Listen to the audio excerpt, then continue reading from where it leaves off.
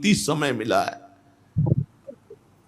कितना कीमती समय मिला है, आप समझ नहीं पा रहे हैं, आप समझ नहीं पा रहे, पछताना पड़ेगा बाद में।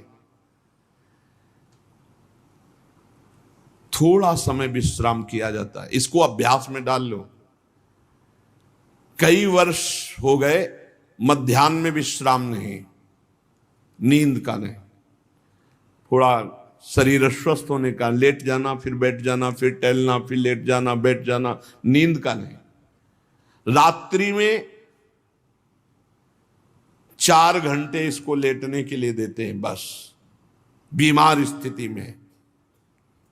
शायद बीमारी ना होती तो पद्मासन में इसको हम विश्राम देते, पर अब पद्मासन लगा नहीं सकते।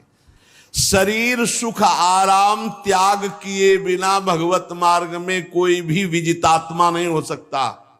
रगड़ो, इस शरीर को रगड़ो, हाथ में माला है या काउंटर है, टहल रहे हैं, जब नींद आ रही टहल रहे हैं, सिर्फ 4-5 घंटे शयन के लिए दीजिए।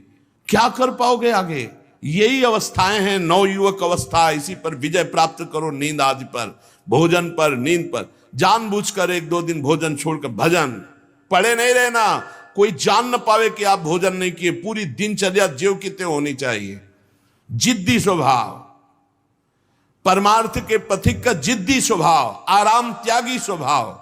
और शरीर को जैसा बना लो प्रभु वैसे ही है, इसमें जड़ है, कोई अंतर नहीं पड़ता है।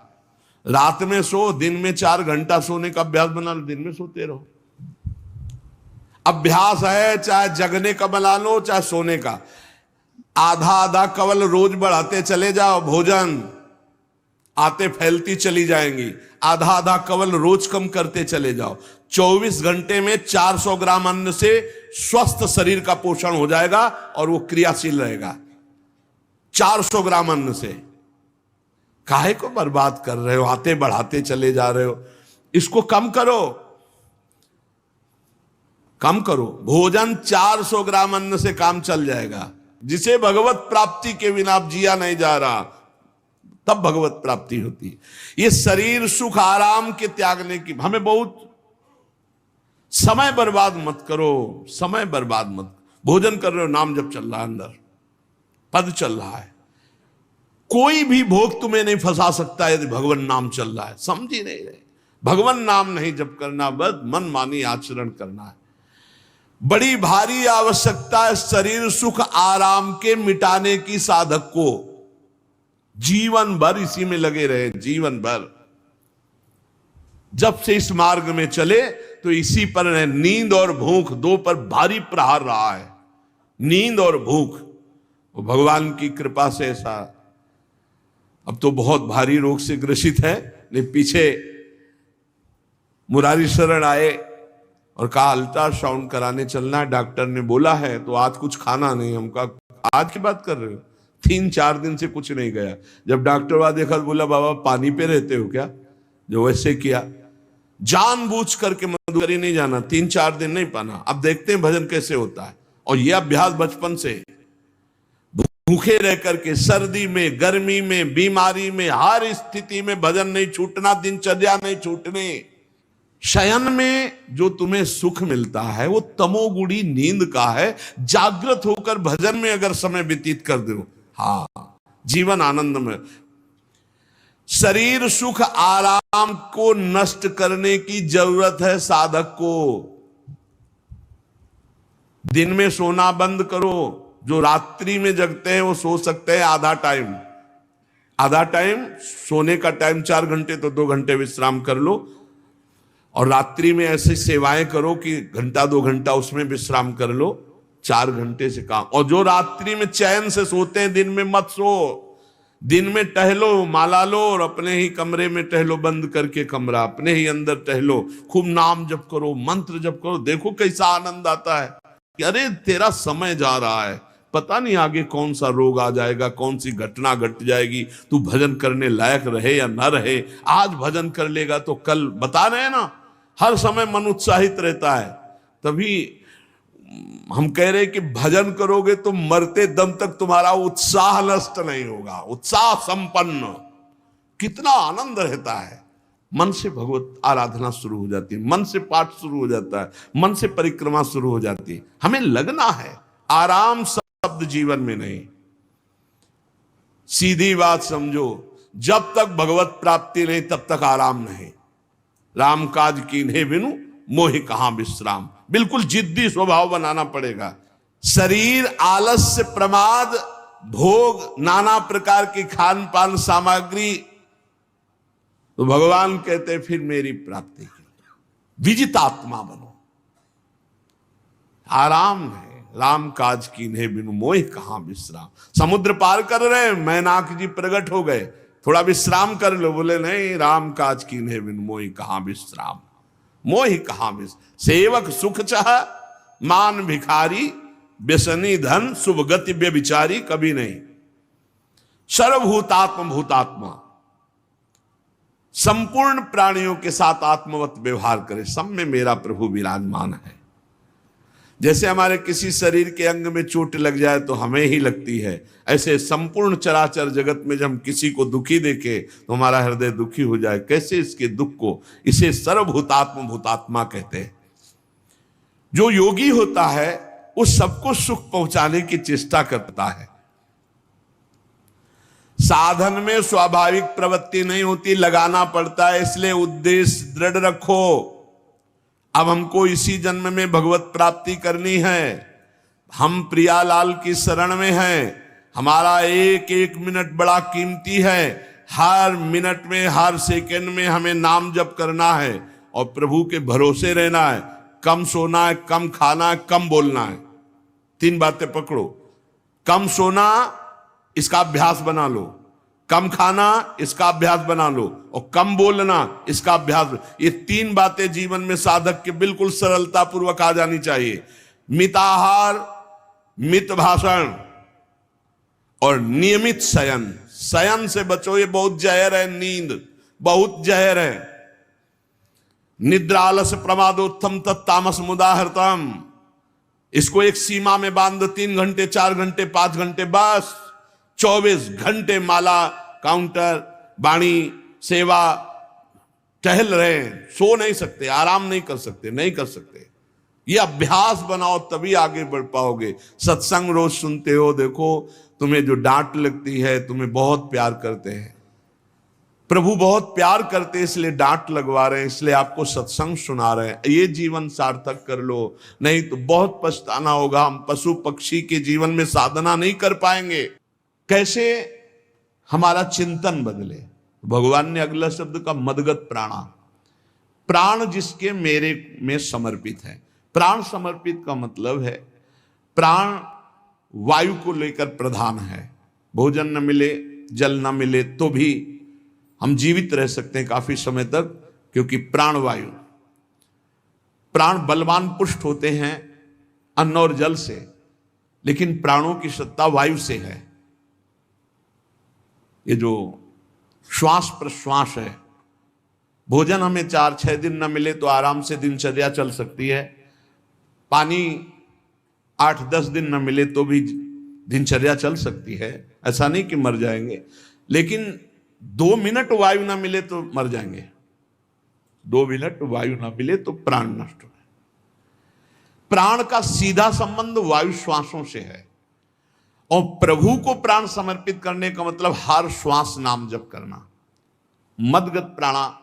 हम पानी भी पिएंगे, भोजन भी पाएंगे तो प्रभु को समर्पित करके, और हर श्वास नाम जप करेंगे तो ये मदगत प्राणा होगा। मत चित्ता, निरंतर चिंतन करने के लिए हमें प्राणों को समर्पित करना होगा। हमारे प्राण समर्पित हैं, हम प्रसाद के द्वारा प्राणों का पोषण करेंगे और हर श्वास प्रश्वास में नाम जप। श्वास ऊपर गई तो नाम जप, श्वास नीचे गई तो नाम जप। बोधयंता परस्परम। यदि हम किसी से बात करेंगे तो अपने प्रभु की चर्चा करेंगे। उसी प्रभु की चर्चा का कथन, कथयंतश्च माम नित्यम, केवल भगवत चर्चा करेंगे। केवल।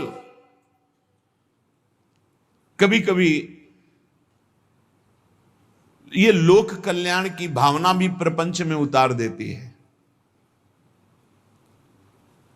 निवेदन है कि यहां कोई लोक वार्ता का प्रश्न लेकर के नावे। एक जगह तो बख्श दो जहां केवल भगवान के संबंध की चर्चा होने दो।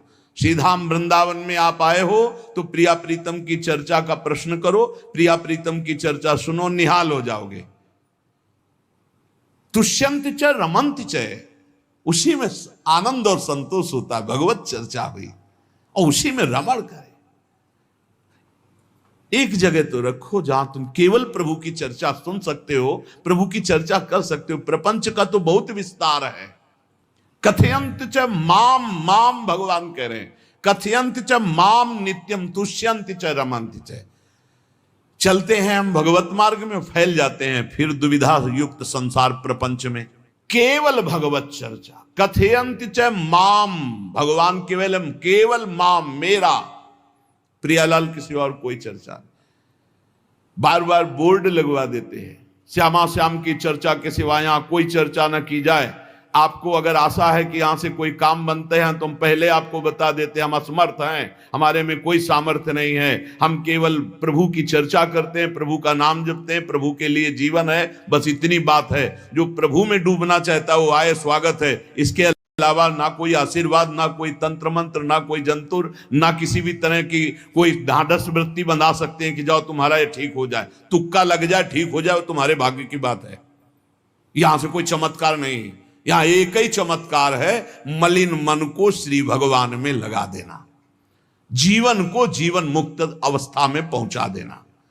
निर्विकारता की स्थिति प्राप्त करने के लिए साधु समागम है। भगवान का आदेश है, यदि मुझे अनुभव करना चाहते हो, इसी जन्म में परमानंद की प्राप्ति करना चाहते हो, तो मय्येव मन आदत्स्व मयि बुद्धिम निवेश है। कैसे करोगे? तो भगवान कह रहे मत चित्ता, मेरे में चित्त लगाओ। चित्त कैसे लगेगा? चूंकि हम प्राणों से बहुत प्यार करते, देह प्राण ते प्रिय कछुनाहि, इसीलिए भगवान को कहना पड़ा प्राण मेरे को समर्पित करो। कैसे समर्पित करें? जो खाओ पियो भगवान को भोग लगा के, और रात दिन नाम जप में, हर श्वास में भगवत चिंतन। अगर वार्ता करनी तो बोधयंता परस्परम कथयंतश्च माम नित्यम, केवल मेरी चर्चा। बड़ा दुर्लभ हो रहा है, भगवत चर्चा होना बड़ा दुर्लभ हो रहा है। भैया ये सब सुनहु भरत भावी प्रबल, बिलख कहो मुनिनाथ, हानि लाभ जीवन मरण जस अपजस विधिहात। जब कर्मों का फल भोगने का आया तो महात्मा जी, और जब पाप कर्म करने जा रहे थे तो पूछ लेते हमसे कि हम पाप कर्म करने जा रहे हैं, आपकी अनुमति है क्या? तब नहीं, तब किसी न भगवान की याद की न गुरु की याद की, मनमानी आचरण किए। तो अब भोग आया है, अब भोग लो, उसको भोगना पड़ेगा, वो यहीं मिलेगा तुम्हें। पति पत्नी परिवार संसार मित्र, इन्हीं में सब कलह अशांति मारपीट नाना प्रकार का। अरे पूछो मत। भगवान के चरणों का जब तक आश्रय नहीं लोगे तो यहां का ये प्रेम विवाह, यहां का प्रेम तुम्हें शांति प्रदान नहीं कर सकता। भगवत भाव रखोगे, हर परिस्थिति को शांति पूर्वक निर्वाह। ये जीवन काटना भी एक कला है। मनुष्य जीवन कोई पशु जीवन नहीं है। अगर अध्यात्म नहीं तो आप इसको जी नहीं सकते, आप इस जीवन को नहीं जी सकते।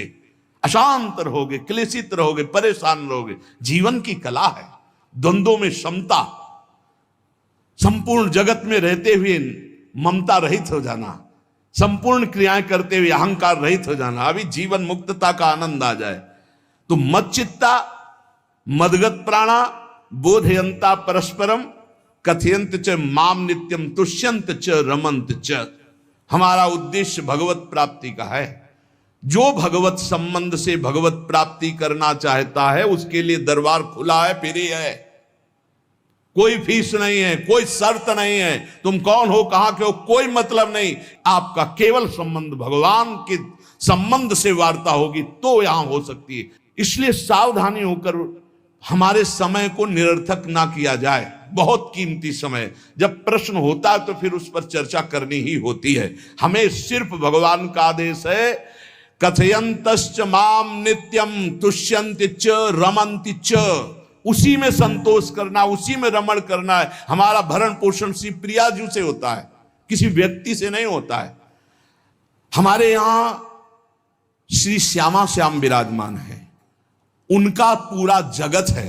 तुम्हारी बुद्धि में मेड़ है, भेदभाव है, उनके लिए भेदभाव नहीं, सब मम प्रिय, सब मम उपजाए, तो हम अपने स्वामी के अनुसार चलेंगे। सब मेरे प्राणनाथ श्यामा श्याम के जन है, कोई भी हो, इतना ना छोटा ना इतना बड़ा, ना इतना प्रिय ना इतना अप्रिय, सब बराबर है। एक तरफ चाहे गुणात्मा, गुण से युक्त महात्मा, और एक चाहे दुरात्मा, दुर्गुणों से युक्त, दोनों को ऐसे दुलार करके श्री जी की तरफ बढ़ाने वाला मार्ग ये मार्ग यहाँ का है। कथयंत माम नित्यम तुष्यंत च रमंत च तेषाम सतत युक्तानाम भजताम प्रीति पूर्वकम। जो सतत प्रेम पूर्वक मेरा भजन करता है, भगवान करे ददामि बुद्धि योगम तम, उसकी बुद्धि का योग मैं करा देता हूं। ये खास बात हुई, लगाने की चेष्टा हमने की मन बुद्धि को, और भगवान आकर मन बुद्धि में विराजमान हो गए। तेषामेवानुकंपार्थ महमज्ञानजं तमहा नाशयात्म्यात्म भावस्थो ज्ञान दीपेन भास्वता। भगवान कृपा करके उसके हृदय में ज्ञान प्रकाशित कर दिया। जब कोई सतत भजन करता है, प्राण प्रभु को समर्पित कर देता है, चित्त प्रभु में लगाए हुए प्रभु की चर्चा, भगवान उसके अंदर ज्ञान प्रकाशित कर देते, तो वो अनात्म भाव जो देह भाव था उसका नाश हुआ और वो भगवत भाव में स्थित हो जाता है। भगवान कह रहे हैं मत चित्तः सर्व दुर्गाणी मत प्रसादात तरिष्यसि। जब कोई मेरे में चित्त लगाता है तो मेरी कृपा से सारे दुर्गुणों का नाश हो जाता है। महात्मा तो भगवान बनाते हैं, करो सत्य ते साधु समाना, मैं उसे साधु बनाऊं। हमारा कर्तव्य, हमारा चित्त प्रभु में लग जाए, मेरा चिंतन करो, भगवान का आदेश है। बस खास बात है चिंतन। हमारी प्रारंभ से विशेष श्रद्धा इसी बात में रही गुरु शब्द पे, कि रात दिन कोई भी चेतना युक्त क्षण ऐसा ना जाए जिसमें भगवत विमुखता हो। बस इसी बात की साधना जीवन भर रही। प्रारंभ में गुरुदेव ने कह दिया जब तक चेतना है तुम्हारे में तो तुम्हारा जागृत अवस्था का चेतना युक्त एक भी क्षण व्यर्थ नहीं जाना चाहे। तो गुरु कृपा से यही प्रयास रहा है कि हमारा एक भी मिनट भगवान से विमुख न जाए। पूर्व में ऐसी स्वभाव वृत्ति बनाई थी कि लोगों को ये शंका होती थी कि ये बोल पाते हैं कि नहीं बोल पाते हैं, अर्थात इनके वाणी है कि नहीं है, मूक मौन, जटाओं का बोझा, एक वस्त्र, बस शांत। बुलाया गया, घंटा बजा तो पहुंच गए, प्रसाद लिए, उसमें एकांत, हर समय मंत्राग। कथा में बैठे हैं, अनुकूल वचन आया तो सुन लिया, नहीं पूरा का पूरा सत्संग ऐसे ही चला गया। और हमारा मंत्र चल रहा है, एक क्षण भी मंत्र से बिलग नहीं। हमारा कर्तव्य है केवल चिंतन। चिंतन करोगे तो अभी मुक्त हो, अभी परिणाम में नहीं। अभी हम राधा बोल रहे हैं, अभी प्राण निकले, अभी श्री जी के पास पहुंच जाएंगे। भगवान की कृपा का बल और साधन का तुम्हारा पूरा प्रयास प्रयत्न, ध्यान रखो, दो से सिद्धि प्राप्त होती है। भगवान की कृपा का बल और आपकी पूरी साधना का प्रयास प्रयत्न, कायरता नहीं।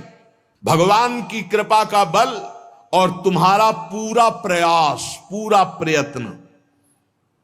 देखो भगवान की दर्शन वृत्ति हृदय में जागृत हुई ध्रुव जी के पद को लेकर, कामना को लेकर। मैं भगवान का साक्षात्कार करूंगा, उनसे वरदान मांगूंगा कि मुझे सबसे श्रेष्ठ पदवी की प्राप्ति हो। चले, भगवान नारद जी मिले। पहला प्रलोभन, चलो अभी तुम्हें इस सम्राट पद पर नकार दिया। फिर भय, सांप हैं, बीछी हैं, जंगल के बड़े, और फिर यक्ष राक्षस, न जाने कौन कौन है। तुम अभी बालक हो, तुम्हें खा जाएंगे, तुम क्या तपस्या करोगे, क्या भजन। नहीं, इससे भी नहीं डिगे, कुछ भी हो, कदम वापस नहीं जाएंगे, अब तो हरि की प्राप्ति। तो गुरु मंत्र दे दिया। 6 महीने बहुत ही देह भाव रहित होकर उच्च कोटि की साधना की। बालक होने पर यही मथुरा में, मधुपुरी में देह भाव रहित होकर के, क्योंकि जंगल में ऐसे ऐसे मच्छर बड़े बड़े ना, एक मच्छर मारे तो पूरा होश खराब हो जाए, पूरी चेतना जागृत। तो उस 5 वर्ष के राजकुमार के शरीर में कितने मच्छर चिपके रहे होंगे। क्या क्या भयावह। हमने तो सैनपुर में देखा, आसन लगाए बैठे काला नाग सांप ऐसे फुसकार रहा है।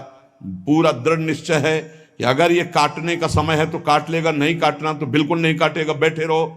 वो ऐसे पास से निकल गए, छाती से भी निकल गए हैं। निश्चय कि अगर काटना काट। सैकड़ों बिच्छू, कभी ऐसे डंक नहीं मारा।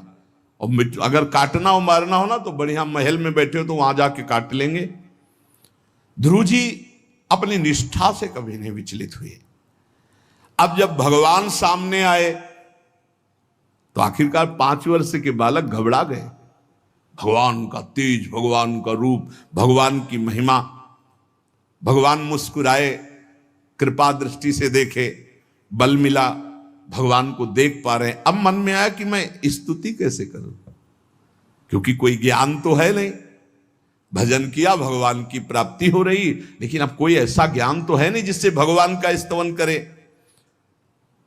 भगवान की तरफ देख करके कुछ कहना चाहते हैं, पर क्या भगवान को कहें ये ज्ञान नहीं। तो भगवान ने अपने ज्ञान स्वरूप शंख का ध्रुव जी के कपोल पे स्पर्श करा दिया। जो भगवान कह रहे, ज्ञान तो मेरी कृपा से होता है।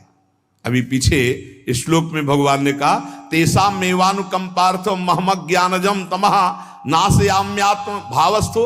अनात्म भाव का ये जो आत्मस्वरूप अनात्म देह में भाव आ गया है, इसके नाश का जो ज्ञान होता है ये भगवान की कृपा से होता है। जे भी संग छुआया दिव्य ज्ञान और भगवान की दिव्य स्तुति की। तो ये देखा जाता है कि भगवान की कृपा से ही साधक में दिव्यता आती है, दिव्य ज्ञान आते हैं। पर प्रयत्न अपना होना चाहिए। प्रयत्न था तभी तपस्या में आए, नहीं तो प्रलोभन में फंस जाते या भय में डर जाते। ना प्रलोभन में फंसे चक्रवर्ती सम्राट पद देने पर, और ना भय में फंसे कि सांप बिच्छी और सिंह खा जाएगा, इससे भयभीत नहीं हुए। और प्रयत्न इतनी जोर का किया, आप भागवत में पढ़ लीजिए, देह भाव रहित होकर कितना कठोर तप, 6 महीने में भगवत साक्षात्कार। आत्मबल भगवत कृपा बल, आत्मबल भगवत कृपा बल। ये मन है बहुत डराता है, कैसे जिएंगे, बुढ़ापे में कौन सेवा करेगा, क्या दुनिया का प्रपंच खड़ा कर देता है। इसको इसी ज्ञान से काटो, भगवान है ना, भगवान सब करेंगे। भगवान के लिए हमने जीवन दिया है, ये जीवन भगवान के लिए हार। अरे दिव्य हो जाओगे, रिद्धियां सिद्धियां हाथ जोड़े खड़ी रहेंगी। भगवान जानते हो क्या भगवान है। हम एक बार भगवान के नाम पर अपने आप को न्यौछावर तो करके देखें, पर यह अहंकारी जीव मानता नहीं है। ये अहंकार का बल लिए रहता है। आसुरी प्रकृति है ये अहंकार। अहंकारम बलम दर्पम कामम क्रोधम च संश्रिताः। जिसके अंदर ये आसुरी प्रवृत्ति अहंकार होता है, उसमें काम क्रोध लोभ ये भरपूर होते हैं। कहां से भगवत प्राप्ति हो। जहां ये दुश्मन रहते हैं वो घर तो तुमने सुरक्षित दे रखा है दुश्मनों को। आसुरी प्रकृति को तुमने अहंकार को अपना स्वामित्व दे रखा है। मैं वो अहंकार जिसके साथ प्रकृति लगती है। जब अहंकार और बढ़ जाता है तो ईश्वरोहम अहम भोगी सिद्धोहम बलवान सुखी। तरंग से समुद्र नहीं होता, समुद्र से तरंग होती है। हम जितने भी हैं सब तरंग हैं उस परमात्मा की। वायु विकार नष्ट हुआ, समुद्र में ही लीन हो गए, ये बात है। लेकिन एक तरंग समुद्र नहीं पैदा कर सकती। एक सूर्य चमक रहा, कोई बंद के सूर्य दूसरा चमक के दिखाए। बहुत सावधानी से उपासना करो। ये अहंकार भगवान कह रहे हैं, भगवान ये जो अहंकारम बलम दर्पम कामम क्रोधम च संश्रिताः, इस अहंकार को नहीं मिटाया तो ये अनुभव कराने लगता है और 4 बोलने लगते हैं कि आप तो भगवान हैं। तो धर्म सम्राट करपात्री जी इतने सिद्ध महापुरुष, और विश्वेश्वर विश्वनाथ जी की स्थापना करके रात दिन आराधना, काशी में बड़े बड़े सिद्ध महापुरुष भगवान शिव की आराधना करते, बड़े बड़े सिद्ध महापुरुष भगवती अम्बा की आराधना करते। ये कौन सा ज्ञान प्रकट हो जाता है जो भगवत स्वरूपों का अपमान होने लगता है। मुझे यही समझ में नहीं आता। गुरु रूप से हमें शास्त्र के आचरण देने आए, मनमानी भ्रष्टाचार सिखाने नहीं आए। आज तक कभी कहीं भी भगवत स्वरूपों का अपमान महापुरुषों द्वारा नहीं हुआ। महापुरुष और भगवान में अंतर नहीं, पक्का मुझे विश्वास, हम तो चराचर जगत को भगवत स्वरूप मानते हैं, लेकिन आचरण कराने के लिए आचार्य गुरुदेव जैसे चले हैं वैसे ही चलना होता है। सदैव संतों ने अपने को अधम और तुच्छ और नीच कहा है। हनुमान जी जैसा कोई ज्ञानी, महाबली, कोई त्यागी, कोई ब्रह्मचारी, बैरागी, हनुमान जी जैसा कोई त्रिभुवन में द्वितीय हुआ हो तो बता दो। अतुलित बलधामम हेम शैलाभदेहम दनुजवन कृशानुम ज्ञानिनाम अग्रगण्यम। अरे जय गिर चरण दे हनुमंता चले उसगा पाताल तुरंता, हजार हजार को पकड़ के कछु मारिस कछु मर्दिस कछु मिले से धर धूरी। अब विभीषण जी से कैसे परिचय बता रहे हैं। प्रात ले जो नाम हमारा तेहि दिन ताहि ना मिले आहारा। असमय अधम सखा सुनु मोहु पर रघुबीर। क्या दैन्यता का स्वरूप हनुमान जी महाराज। भगवान से जब हनुमान जी मिल रहे तब उनसे प्रभु आप पूछ रहे हो कि तू नाथ एक में मंद मोह बस ज्ञानी नाम अग्रगण्यम। एक में मंद मोह बस कुटिल हृदय अज्ञान पुनि प्रभु मोहि विसारेऊ दीन बंधु भगवान। जय प्रणतारित भंजन चरणों में लौट गए हनुमान जी महाराज। सबरी जी भगवान सामने बैठकर स्तुति करते हैं। जो नवधा भक्ति है वो उपदेश नहीं है, सबरी जी की स्तुति है। ये सब भक्ति सबरी जी में विराजमान, क्योंकि उसी समय सबरी जी भगवत धाम जाती है तो उपदेश तो उसको दिया जाता है जो आचरण में उतारे। सबरी जी तो सिद्ध महापुरुष अभी भगवत धाम जा रहे हैं भगवान के सामने ही। वो क्या कहती, अधम ते अधम अधम अति नारी तिन मह में मति मंद अघार। हरिवंश महाप्रभु क्वाहम तुच्छ परम अधम प्राण्य हो गर्ह कर्मा यत्तन्नाम स्फुरति महिमा हरेश वृंदावनस्य। इन सब बड़े बड़े आचार्य महापुरुषों ने भगवान की दास्ता स्वीकार करके जीवन अर्पित करके आचरण करके दिखाए। जहां ये आसुरी अहंकार होता है तो ईश्वरोहम महम भोगी सिद्धोहम बलवान, ये सिद्धावस्था नहीं है, ये तमोगुणी आसुरी अहंकार का परिणाम है जो ये दिखाई देता है भगवत स्वरूपों का अपमान करके। नहीं, यद्यपि अभेद है वो महापुरुष शिव और वो अभेद है, पर आचरण जब करेगा। काशी नगरी सिद्धों की नगरी है, ज्ञानियों की है। देखा बड़े बड़े सिद्ध परमहंस जाते हैं शंकर जी के दर्शन करने, विश्वनाथ जी के, तो जिनके कमंडल भी नहीं दिगंबर है ना, तो वो भी ऐसे हाथ उठा के नमः पार्वती पते और बस ऐसे सर झुकाए खड़े रहते हैं। जल भी नहीं है, पत्र भी नहीं है, ऐसे वो हम सब खड़े खड़े घंटों खड़े रहते। तो वहां के शिव पार्षदों से ऐसा करुणा में प्रेम हो गया था कि वो हमें नहीं हटाते थे, तो एक कोने में घंटों खड़े रहते थे और दर्शन करते रहते थे भगवान विश्वनाथ जी। तो जैसे ऐसे अवधूत आते, न कोई जल का कमंडल है, न कोई पत्र है, न पुष्प, नजदीक गए और नमः पार्वती पते हार हार महादेव, बस सर झुका, ये है। और स्वयं शिव स्वरूप है, इतना अंतर नहीं ब्रह्मबोध में। भक्तों में भी कभी कभी आम प्रकट होता है, वो वाणी से आपको दिखाई देगा, लेकिन वो आसुरी अहंकार नहीं होता। ध्यान रखना, ये उनका भागवतिक बल होता है, ये आसुरी अहंकार नहीं होता। जैसे जनक जी की सभा लगी हुई है, भगवान श्री राम लक्ष्मण जी विराजमान है विश्वामित्र जी के समीप बड़े सौम्य भाव से। जनक जी महाराज ने देखा कि बड़े बड़े वीर आए, पर धनुष यज्ञ में धनुष को अजगों को कोई उठा ही नहीं पाया, खंडन की तो बात जाने दो। रावण बाणासुर आया, आरती प्रणाम करके चले गए। अब आशा ही खत्म हो गई, कोई उठाने वाला ही नहीं, तो उन्होंने उनका वीर विहीन मही मैं जानी। अब मैं आज जान गया कि पृथ्वी वीरों से रहित हो गई। अगर मैं ऐसा जानता कि इस भूमंडल में कोई वीर ही नहीं अजगों का खंडन करने वाला, तो मैं ऐसा प्रण नहीं लेता, मेरी जान की कुंवारी रह जाएगी। ऐसे विकल होके वीर विहीन मही मैं जानी। जनक जी ने इतनी बात जे ही कही तो लक्ष्मण जी कूद पड़े सिंह शावक की तरह उछलकर, और कहा कि जहां रघुकुल भूषण भगवान श्री राम विराजमान हो, जनक ये बड़ी तुमने निराशापूर्ण बात कैसे कह दी? तुमने ऐसी बात कह दी जहां रघुकुल भूषण भगवान श्री राम विराजमान है। ताल ठोकी और कहा अगर इनका इशारा हो जाए, समझो, जो तुम्हारी अनुशासन पाऊं, कंदुकियू ब्रह्मांड उठाऊं, काचे घट जिमी डारों फोरी, सकऊं मेरु मूलक जिमी तोरी, कमल नाल जिमी चाप चढ़ाऊं, जो जन सत प्रमाण ले धाऊं।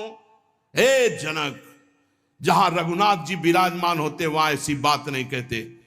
तुमने ऐसी बात कैसे कह दी? अगर मेरे स्वामी का आदेश हो जाए अभी तो पूरे ब्रह्मांड को कच्चे घड़े की तरह तोड़ दूं। ये अजगौ पुराना, 100 योजन एक बार में दौड़ते हुए जाऊं और इसको ऐसे कमल लाल की तरह तोड़ दूं, मेरे स्वामी का आदेश हो। यह अहंकार नहीं है। पहली बात कही, जो तुम्हार अनुशासन पावो, अगर मेरे प्रभु श्री राम की आज्ञा हो जाए। और लक्ष्मण जी ने एक बात और कही कि तोरों छत्रक दंड जिमि तव प्रताप बलनाथ, आज के बाद कभी धनुष स्पर्श नहीं करूंगा यदि मेरी बात झूठी हो जाए। आपके प्रताप से इसे बरसाती छत्ते की तरह तोड़ दूं इस अजगौ को, अगर आपका आदेश हो। तव प्रताप बलनाथ, यह अहंकार नहीं है, यह भक्त का भगवत प्रताप है। दशानन कह रहा है, अरे मुझे क्या भय, तेरी सभा में अगर कोई वीर हो तो मेरा पैर उठा दे। मैं राम जी का एक छोटा सा सेवक हूं, तू मेरे प्रभु को बार बार मनुष्य कह रहा है, मैं जिनका सेवक हूं। तेरी सभा में तू जो अपने सभा बलों के बल पर बलवान होकर कहता है कि ये सब आहार है, तो मैं उनका एक छोटा सा दूत हूं। अगर कोई मेरा पैर उठा दे तो जानकी जी को राम जी हार जाएंगे, वापस चले जाएंगे। राम प्रताप सुमिरपन रूपा। सभा में पैर हाहाकार मच गया। जब स्वयं दशानन उठा, मारा घूसा, 4 मुकुट राम जी के चरणों में गए। राम जी के चरणों में झुक, तब तेर बचेगा, मेरे चरणों में झुकने से नहीं। कोई उठा नहीं पाया। ये अंगत का अहंकार नहीं, ये भक्त का भगवत प्रताप होता है। राम प्रताप सुमेरी परण रूपा।